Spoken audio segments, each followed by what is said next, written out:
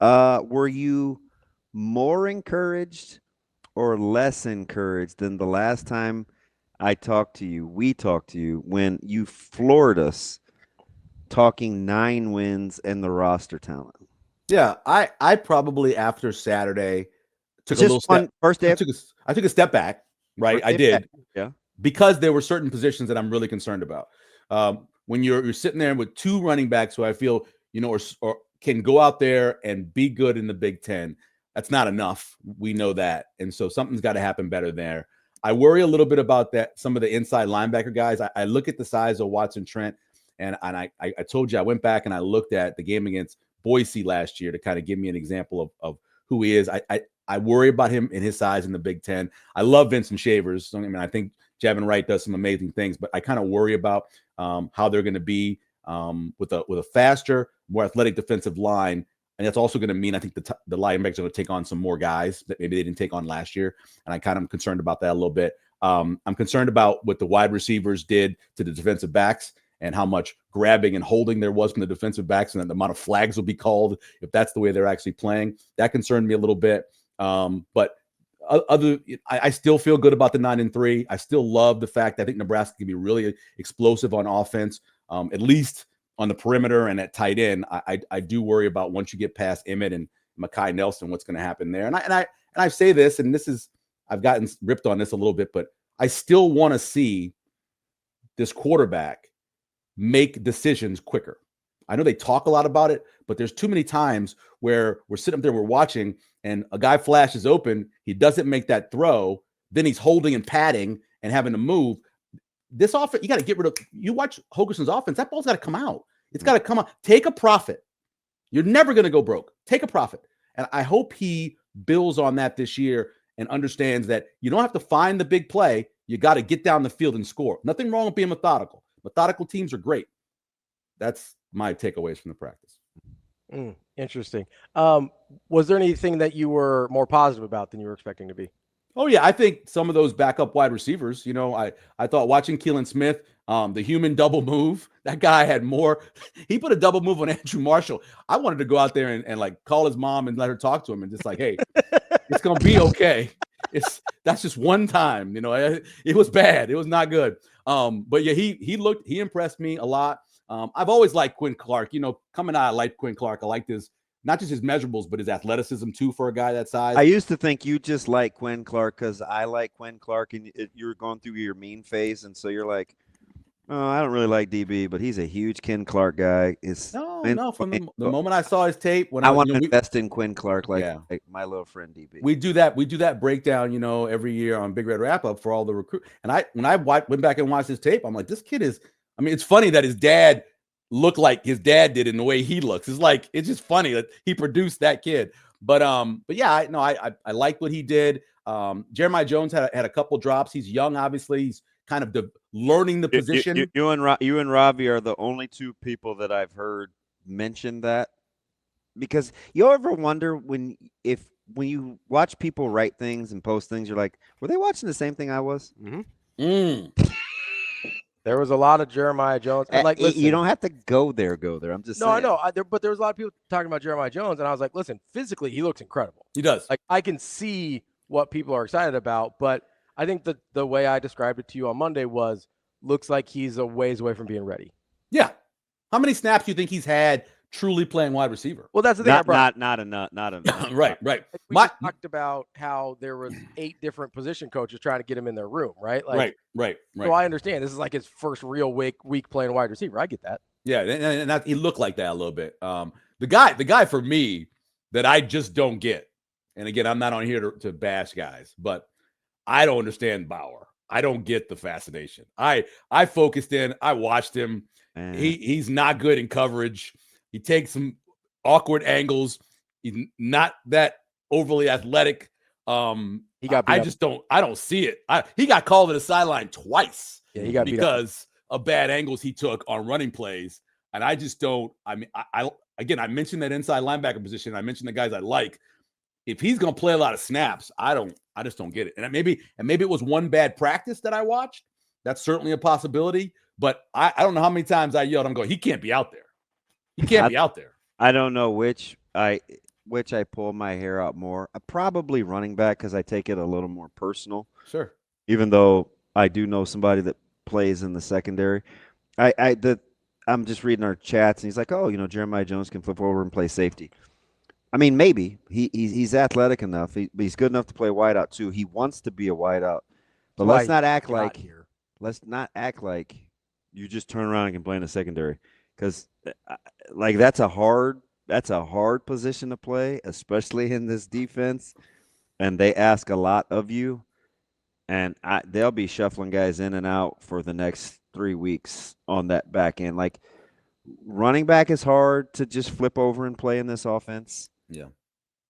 As is safety, in my opinion. Two difficult positions to Yeah. match because they're asking you to do so much more than just traditional roles. I thought Jeremiah Jones would be more of a Deshaun McCullough type. I think that's what I thought. He's here because he gets to play offense. Yeah, and I understand that. And I look, man, that's why Amir Abdullah came here, right? The best running backs in it.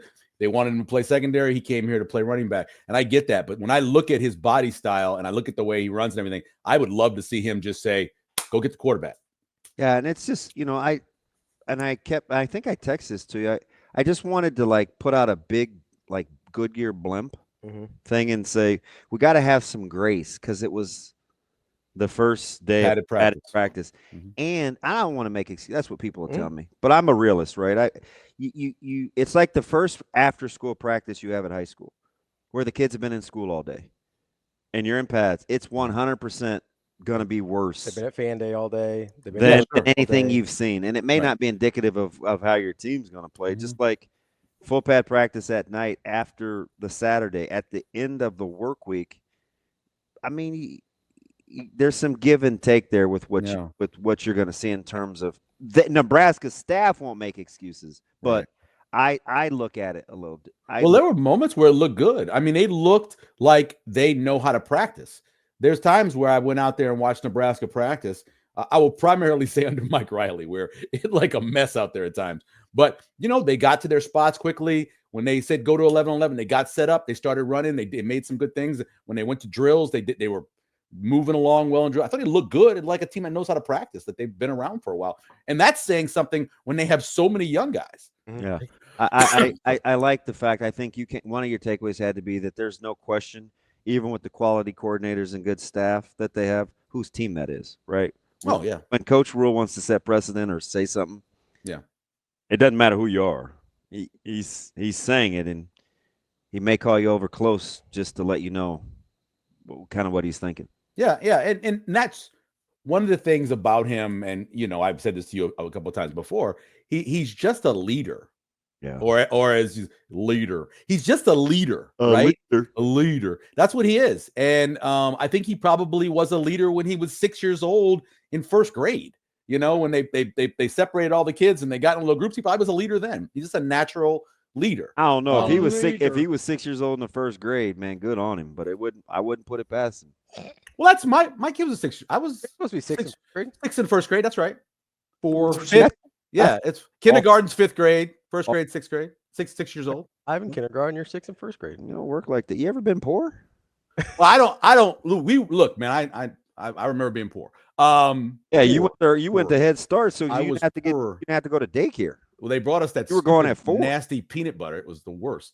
And God, I didn't know it didn't. That's why I don't eat peanut butter now. But anyway, that's a whole nother story. I think that he's just this natural leader, and I'm glad that there's finally people in place that can run the special teams, offense, defense, and he can be a leader. And when he needs to put himself into something, he puts himself into something. And when he doesn't, let them do the whole thing. Let them call up the guy over and close or yell at him or whatever. So would you like it tied in addition to how you think that offensive line has to play? Did you see more of a 6th offensive lineman? Did you see pass catchers? Because contrary to kind of popular belief, I actually think they're going to be intentional about running the ball. I get it with the wide receivers, right? You think you got 7 or 8, and they probably do. But I still think Dana wants and Coach Rhule, they want to run the ball in the Big Ten. Yeah, I completely agree with you. We saw a lot of inside run at the practice. Isn't that playing to that line's strengths too? Yeah, and I also, one of the things I love more than anything is unbalanced offensive line and let's run the ball and do it with an extra offensive lineman, bring that tackle. Even last year when Mizuku would come in and do it, I love that. I think they have good athletic tackles to the point where if it's Prohaska who comes in as the extra guy, if it's Kanak that comes in as the extra guy, I love the idea of that. I did like how they used the tight ends and brought them in to kind of do that little wham block come across when they run formation. Yeah, I like that. I thought I watched Harburg to see how he would take contact. Did a really good job taking contact in that. Lindenmeyer, again, best at that one. I am not making any judgment on Carter. I'm not making any judgment on him at all. He's got a long way coming off injuries, going from 8-man, all of that stuff. Let's see what he can do. I think that he is definitely third behind the other two guys, but I can't make a judgment on him because I think he's still kind of learning, and he's got to be able to get off of when somebody's over him. He's got to be able to get off that guy.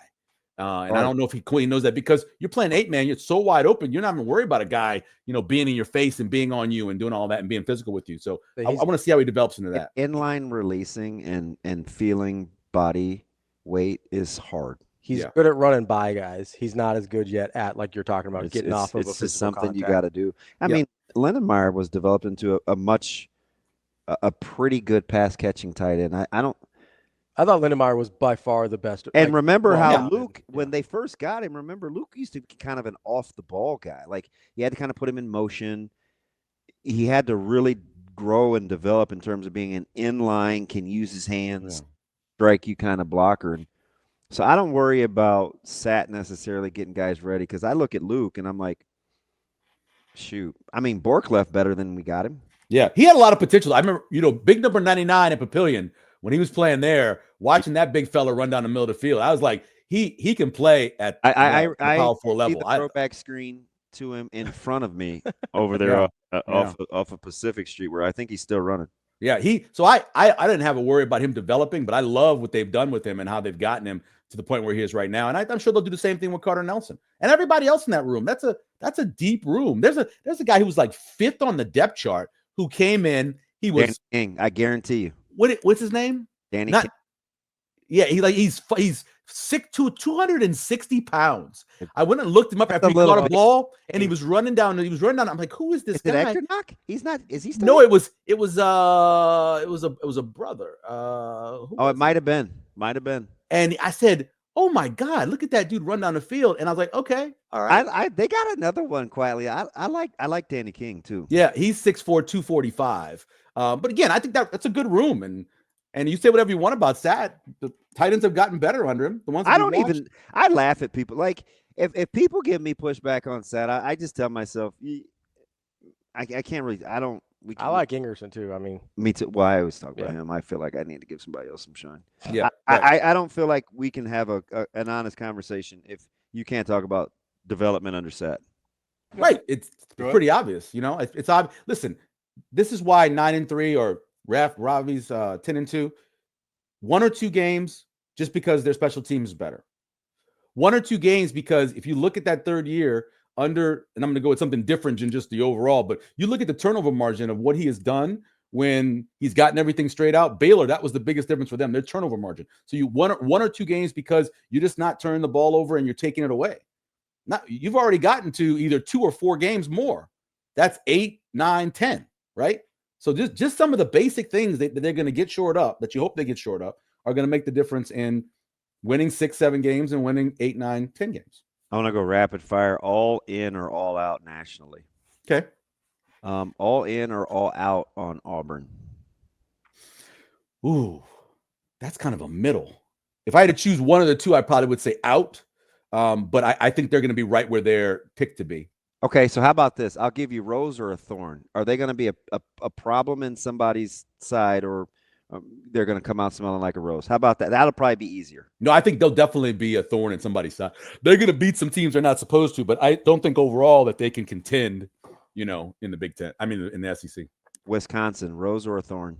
You know how I feel about them. I think they're going to be a thorn in certain teams' side. I think they're going to be somebody looking up in the middle of the season going, I thought they'd be much worse than they are. Because I like them. I'm a fan. 4 of their 5 losses last year were teams ranked in the top 15, or 4 of their 7 losses. Right. Teams ranked in the top 15. Tough schedule, I know. Washington. Oh, Rose. I that's one I like. I like Washington. I like Washington. Minnesota. Well, I definitely think that Minnesota will be a thorn in Nebraska's side on that back-to-back road games. But